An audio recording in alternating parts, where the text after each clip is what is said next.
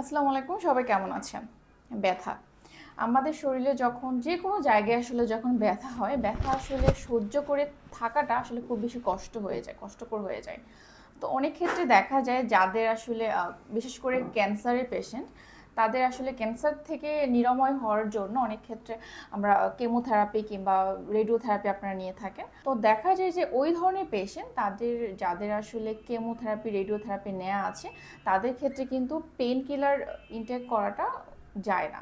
তো সেক্ষেত্রে আসলে ওই ধরনের পেশেন্টদের যখন বেক পেন হয় কিংবা আর্থ্রাইটিসের জন্য হাঁটুতে ব্যথা হয়, ঘাড়ে ব্যথা, বডি যে কোনো এরিয়াতে যখন ব্যথা হয়, সেক্ষেত্রে আপনারা পেন কিলারের বিপরীতে আসলে কোন ওয়েতে গেলে ব্যথা থেকে আপনারা নিজেদেরকে নিরাময় রাখতে পারেন, আজকের ভিডিওতে আমি ডক্টর সাথে তা নিয়ে আলোচনা করব।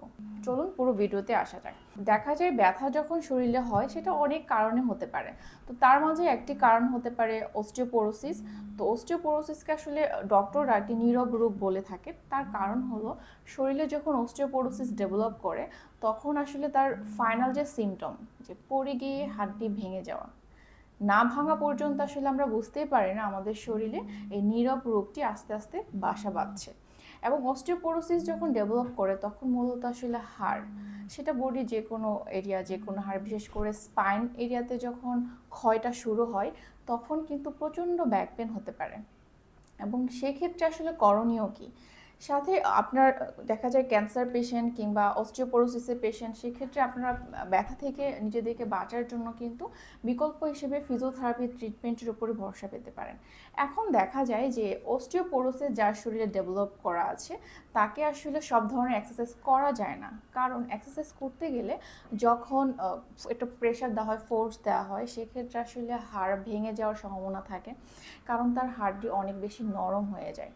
সেক্ষেত্রে আসলে আমরা কি করতে পারি? তো সেক্ষেত্রে আমাদের ফিজিওথেরাপির চিকিৎসকদের হাতে আসলে কিছু ট্রিটমেন্ট রয়েছে, যেমন হতে পারে acupuncture treatment, pulse electromagnetic field therapy, হতে পারে টিকার থেরাপি, যার মাধ্যমে কিন্তু আপনার শরীরের অস্টিওপোরোসিসের কারণে যে মাংসপেশির যে চেঞ্জ আসে, সেই চেঞ্জটা থেকে নিজেদেরকে সুরক্ষিত রাখতে পারেন। এবং এই অস্টিওপোরোসিসকে নিজেকে বাঁচাতে হলে যেটা করতে হয় সেটা হলো হাড়ের উপরে চাপটা কমিয়ে আনা। এখন হাড়ের উপরে চাপ তখনই কমানো সম্ভব যখন আপনার শরীরের মাংসপেশির বল শক্তি বৃদ্ধি পাবে, এবং মাসেলের বল শক্তি যখন বৃদ্ধি পাবে তখনই কিন্তু হাড়ের উপরে চাপ কমানো সম্ভব।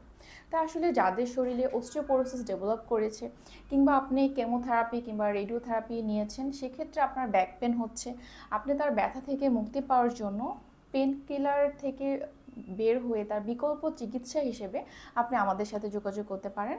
আমাদের এখানে এক্সপার্ট ফিজিওথেরাপি চিকিৎসক টিম রয়েছে। আমরা আসলে চেষ্টা করব আপনাদের ব্যথামুক্ত জীবনে ফিরিয়ে দেওয়ার জন্য। তো আজকের ভিডিও এ পর্যন্ত। সবাই ভালো থাকবেন। আল্লাহ হাফিজ।